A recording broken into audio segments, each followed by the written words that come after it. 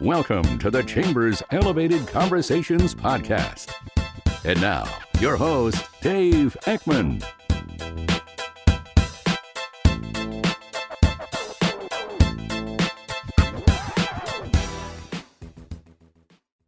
Hi, Dave Eckmann here with Elevated Conversations. The podcasts are back. We're taking a little bit different tack this time around. We're really getting into storytelling and want to really promote our members at the Greater Wausau Chamber of Commerce. Last week I was here with some friends, some ambassadors, and we came here to El Tequila Salsa, and I ran into my friend Roy. I've known Roy for years, a great friend, a great member at the chamber. And I said, hey, Roy, can we come in and do a podcast, do our first one back? And he said, absolutely, and here we are. Yes. Roy, thank you for having us. Dave. Oh, a pleasure having you. Yeah. Thank you. Guys. No. So, hey, you've been in business for some time, but what I'd like to do, how long have you been in business? Business over 16 years. Okay. Running my own business over 16 years. Okay, 16 years running your own business. But let's hold that there for the time being. But Roy, you have an opportunity to tell the community about yourself, who you are, how you got here.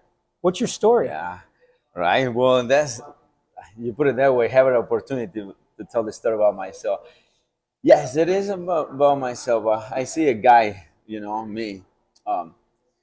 The story is that this guy always looking to help our family back in Mexico, which is a lot of. I'm gonna identify with a lot of people. As the main thing is they move on to whether from Mexico, from another place, or they move jobs because they want to do better. So I did move from Mexico here to help. With the promise of helping my family, okay, and I was 20 years old. I was a lot younger. Yeah, I was 20 when I take the decision. Somebody have to bite the bullet. And I grew up with my grandparents, grandma and grandpa, and I see they work hard. And grandpa is an inspiration for me. And still in Mexico right now, 90 years old, and it's getting there, getting fragile. But I want to always help them to say thank you, and then.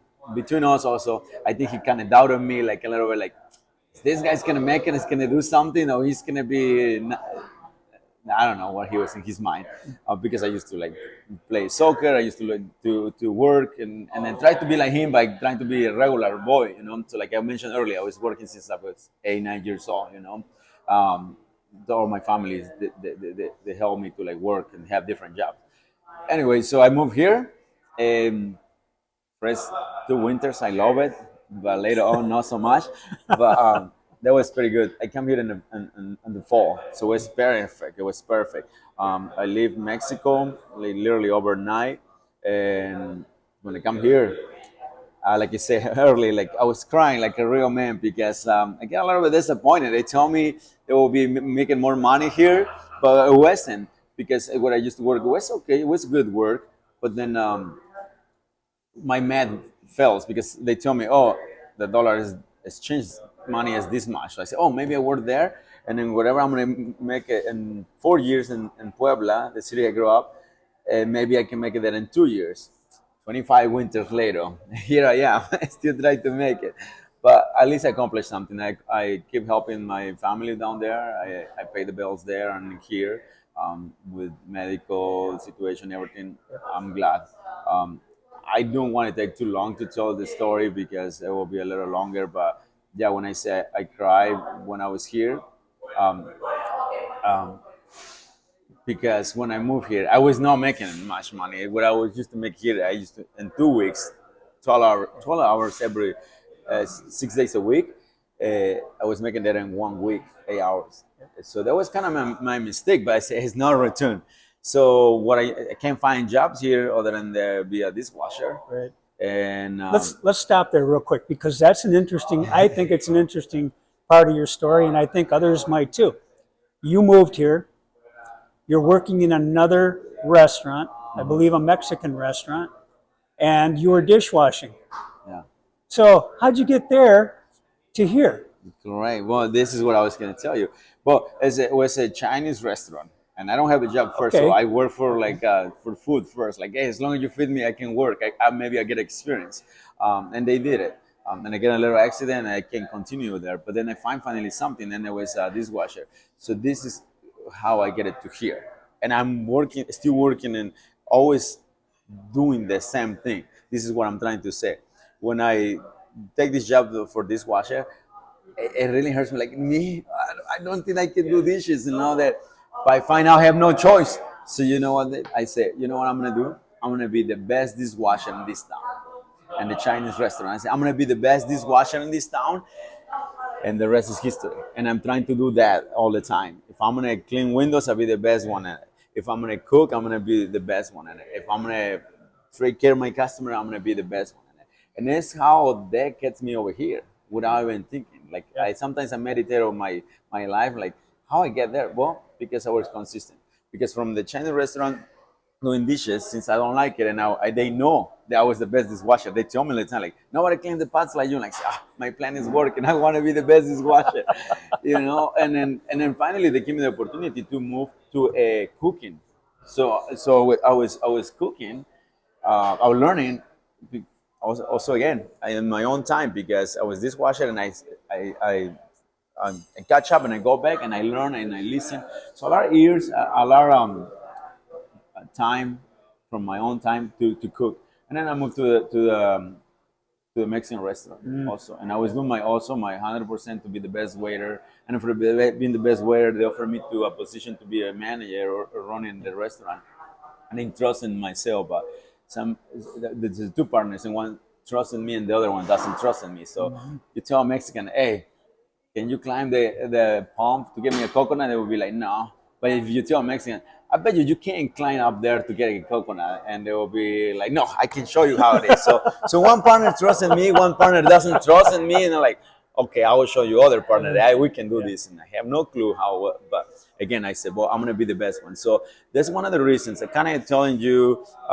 How I motivate my kids, and then the young crews that I know, and I try to talk, whether here or in Mexico, that if you work like it's just your own business, eventually you will have your own business because you're used to it, and because first of all you will say, you know what, I do this and I do this for this. I work hard. What about if I try? I didn't know this until I realized later that is what I was doing with running a Mexican restaurant. I get up early in the morning, 6 o'clock in the morning. The last one leave the place, the first one to come in, and then one day I want to get it better. I want a better food. And they don't like it. I respect that. And then I said, well, then there's leaving room for me. But if already doing this, 6 o'clock in the morning, midnight, so maybe I'm gonna try. It was hard beginning, but I'm glad I did it because that's it. Doing it your best and motivates you to do it for yourself. If you do it for somebody else, then you will do it for yourself, and you will not fail. You are living you're working the American dream. You absolutely Yes. are. Thank you. Yeah. Yeah. Which is So we're in your new restaurant yes. here in Red Mountain. You made a decision really some years ago, 2 or 3 years ago, that you were going to do this from your former location to here. You are expanding into this beautiful place in a competitive industry, especially in Mexican fare in central Wisconsin, and you're thriving. It's your work ethic. Yeah. Yeah. That's what it is. This is work. Work. Nothing comes easy. Patience, will help us. Patience to get the discipline, and I'm not very good at getting discipline, but patience will get us there. We will get us there. Patience will get us there and do you 100%. Yeah, yeah. It's about 2 years when we started looking at this, and I didn't do it by myself. I know I'm gonna mention this. God has to do a lot with this because besides being I want to be the best dishwasher or the best in anything I do. The reasons I ask God for a good job or a business, so I can have the opportunity to help somebody, and He knows, and that's our deal that we have.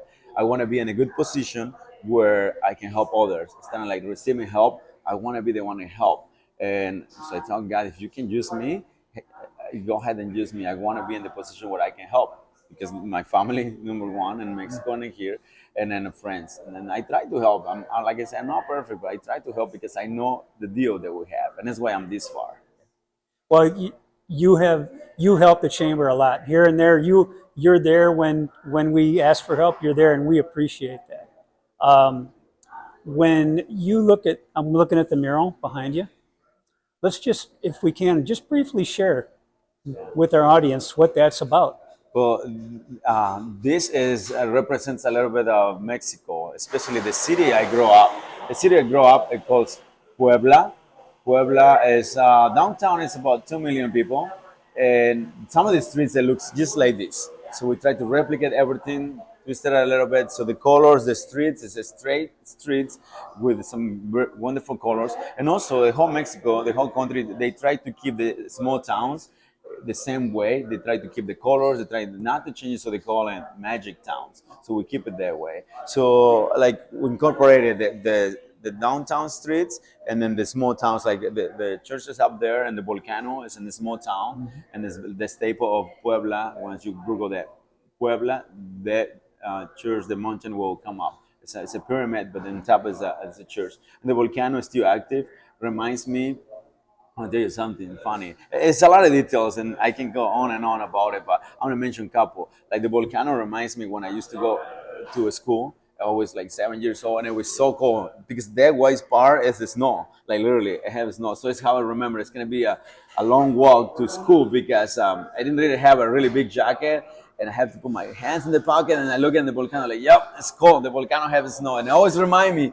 And then today, how I was suffering walking to school because it was winter time, and I have no gloves, and we don't really used to it, and then it was just me who paying for the school. So anyway, it was like cold. The snow is up there in the mountains, and it reminds me a lot of cold. And it's nice, Dave, actually, how now I feel the cold, and I don't. It's enjoyable actually because it's not like back in the day when I was a kid. Now You know what though? You got Rib Mountain right here, yes, and it's got snow on it. Yep. So it's good to feel the cold now compared with when I was 7 years. So I like it, and I feel like in a way better position now because I have a job, I have my family, and so I don't wear gloves is by choice. It feels good. Yeah. Feels good. So that volcano is a staple, and it's still active. It's going to have a little bit of smoke because it's ashes coming up. Sometimes the planes they can go to Puebla because the visibility is not good and it's too intense. The ashes turns more like a sand. So it's a very crazy volcano. The name of the volcano is Gregorio, which is Gregory. A lot of people call it Popocatépetl. So it's a dialogue that they speak down there. So Popocatépetl is very well known for Puebla, and it's between Mexico City and Puebla. So Puebla is 2 hours south of Mexico City. So you have to drive through kind of the volcano, and the road you always see the volcano. Very neat. So yeah, and then I feel good having this paint here. Yeah. Make me feel like part of home, Yeah, and reminds me of home, and I keep in my mind why I come here for. Yep. To help back, to help the ones back in home. Yeah.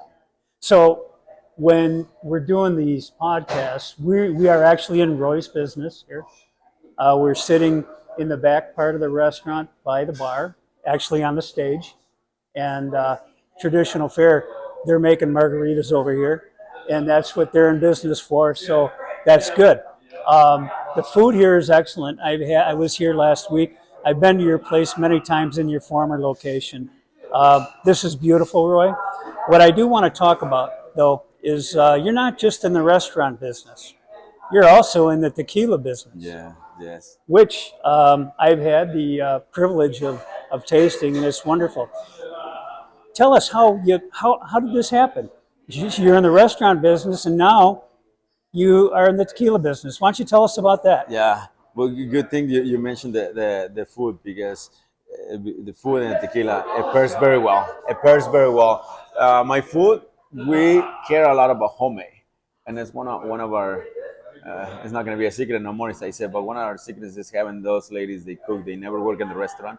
Some of the guys work in the restaurant, some the ladies don't, and it's homemade. And that's why it's the difference. And right now we're actually doing our buffet from Monday to Thursdays, 11 to 2, homemade Mexican buffet. So it's very unique because for the last 2 weeks that we've been open, I've been eating like Mexico for breakfast, like besides the tacos and all that, we have like different dishes.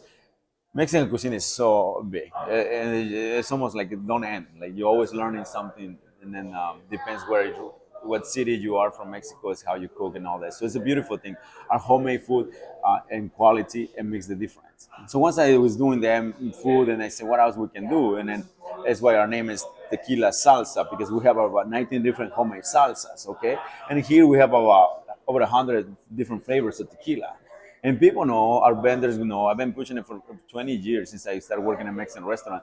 There should be a better tequila here. There should be a better tequila here. I always tell our vendors, bring us better tequila, this and that, besides the regulars that are here. I want something that you don't need a lime and salt to get rid of the bad flavor. It's a good tequila, you don't need no lime, no salt, because if you do the lime and the salt, you're never gonna know what it tastes like. Yes. And then I don't get offended if you say I don't like it, Roy. But I get offended if you do put a lime and salt because it takes about roughly 12 years to be in a bottle like that. So we have some of the tequilas and then the 19 home different salsas. And I said, well, actually, somebody offered to me, why you don't pick a barrel and like do your own tequila? So that's when a Dobel comes in, Dobel, and I choose this Dobel to be our signature, to be our tequila. So I purchased by the barrel. The barrel is in Mexico. They put it in a bottle. So they put a label saying it's for us, saying that we choose that, and they ship it over here. So this label, you can find over in a lot of different places, grocery stores and all that. But it's not gonna taste the same because they don't have this label over here. Their label has our name, the barrel number, type of wood, and stuff like that. And so you make it special, which we tried before. Yeah. It's pretty smooth.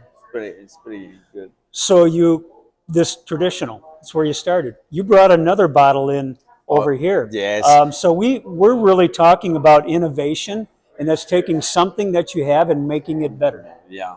So what's this about? This is another good tequila, very good family that make this tequila. It's amazing people, and it's everything in Spanish. There's a reposado tequila. I went down directly to where they make it. I know the owner, and now we are good friends. So I have a friend here, and introduced me about. I tell him about tequila, and he's like, "Oh, you like tequila? Well, my brother has his own distillery. Anytime we're really good friends. Anytime you want to go, let me know. You can meet my brother, and you guys can talk about tequila or shooting up." I said, "I'm in. Let's go." So we went last August, 2023. We were down there. August 2024. Finally, we have a tequila because the moment they pick me from the airport, all we talk is about tequila. He picked another friend also. All they talk is about tequila, and like, I'm gonna learn a lot here with you guys. Next time I'm going with you. Please, we're gonna get a crew, and then we all gonna go. The beauty of this, he cares. He's like me. He cares a lot about the quality, and that's why we click very good. Because yeah, you have the commercial ones, the big brands, and all that. And I visited all those distilleries down there. But when I met him and we went to his distillery, he's unique. He's in the middle of the mountains. Someone in there have a picture where in the middle of the mountains. I just feel so good because he's a small company, not really, but he doesn't like to make by bulk. He likes to make quality, and he wants to get to know about his quality tequila. So he don't add anything to taste it better. It's American oak and then tequila. It's all it is. And I really click with this tequila. I said I need it, and it pairs very well with our food. So this is a reposado. So this is a triple distiller. So in one point, this one was this color because it was a mix of 3 different tequilas. But with the triple distiller, then we get the color out, and it is clear, but it's more like aged tequila because the darker it gets, the better it tastes. Okay, so it's age basically.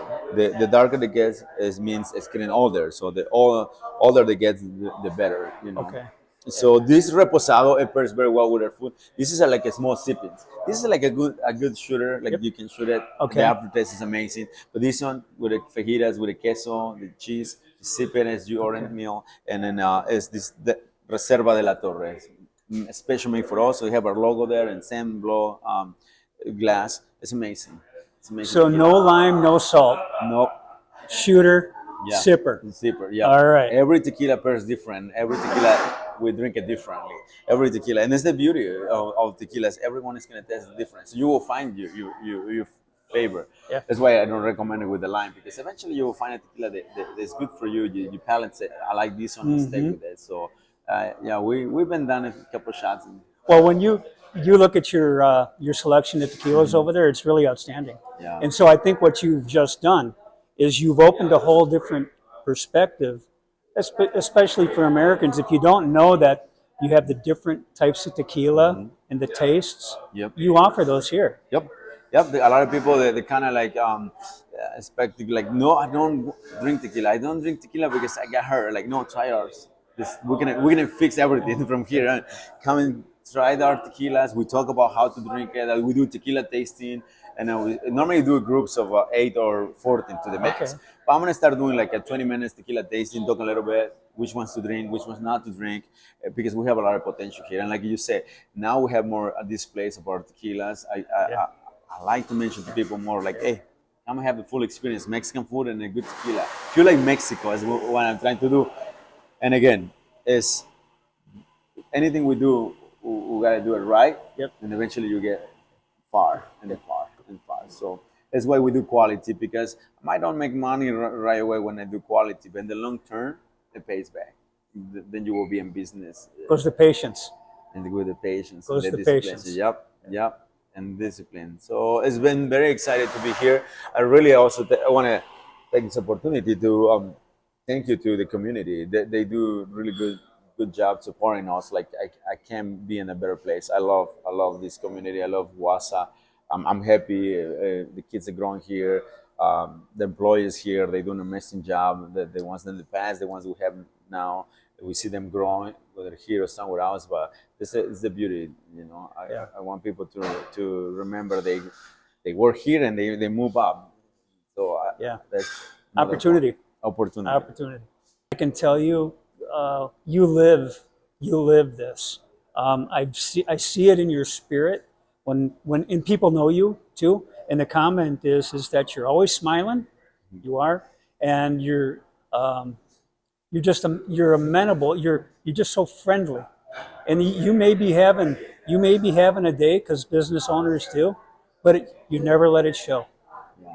No, and then good point. I smile, but maybe not lately because I have a lot in my head, and I apologize for lately. I've been like in and out. I'm thinking about some details that like kind of bothers me. Like I have to fix that. A little details makes a big difference to me. So sometimes coming out, sometimes I want to hide because I'm thinking about, oh, they cook this, or let's cook this, or let's do this, prepare. So lately I've been a little bit too much thinking, but eventually we'll get better. I still don't have a time to like lay back and relax our place here. Yep. I keep waiting for the moment to say, okay, everything's done. Like have a few things to be done, but as a minimum, like, yeah, minimum, but still it bothers me because I want to do the best for everybody. I want this place to run perfectly so people come here comfortable, no rush, relax, have a good meal, good conversation. It's big enough where you can come just hang out and have a conversation and have a good. But the advice for people moving from out of town: look at the beauty, and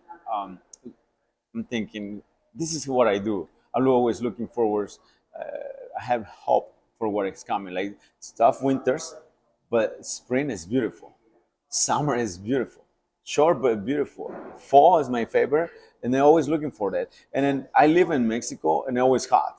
Well, in winter it's cold, and it's really cold. Like in the nighttime and early in the morning it's cold because in the middle of the day it goes back to 90s, 80s, 90s, but nighttime it drops to like 40s. So it feels cold at nighttime. So my best advice is open to the four seasons. It will be very helpful because being hot all the time, it gets hard, you know. And then to me, I prefer the cold because I'm gonna say this: in the winter, you can bundle up and you keep moving and go ski or do some activities. You actually warm up.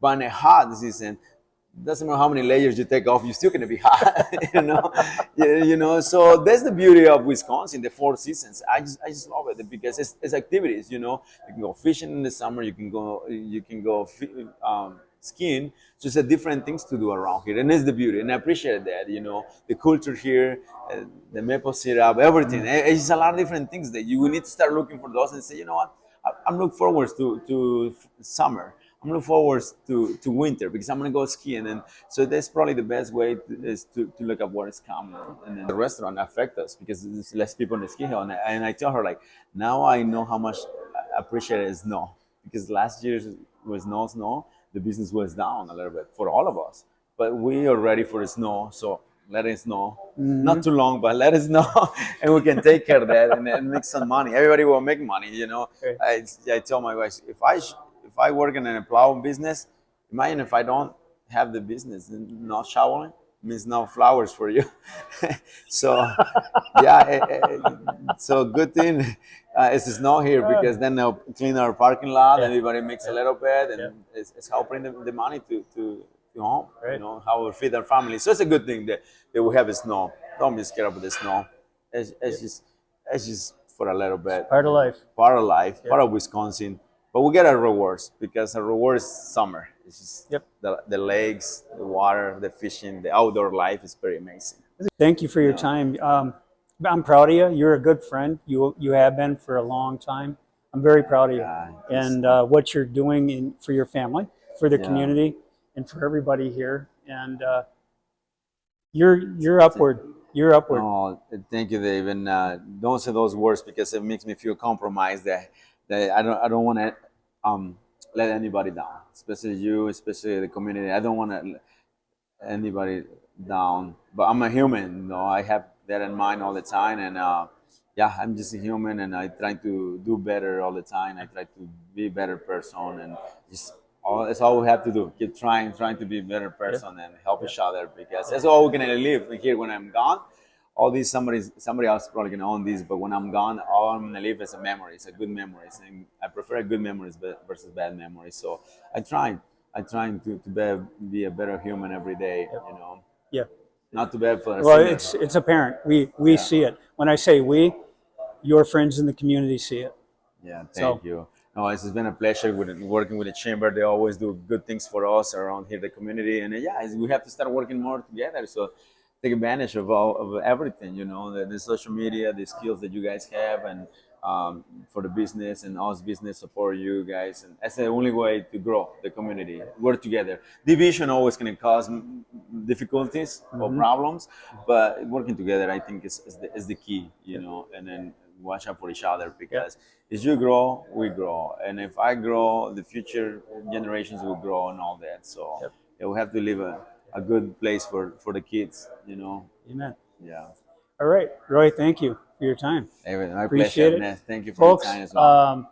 El Tequila Salsa, Roy, come on out here. Give this a look and a taste. Food and tequila and margaritas. Absolutely. And so- good times, good families. Yes. Yes. All right. Thanks for watching this edition of Elevated Conversations.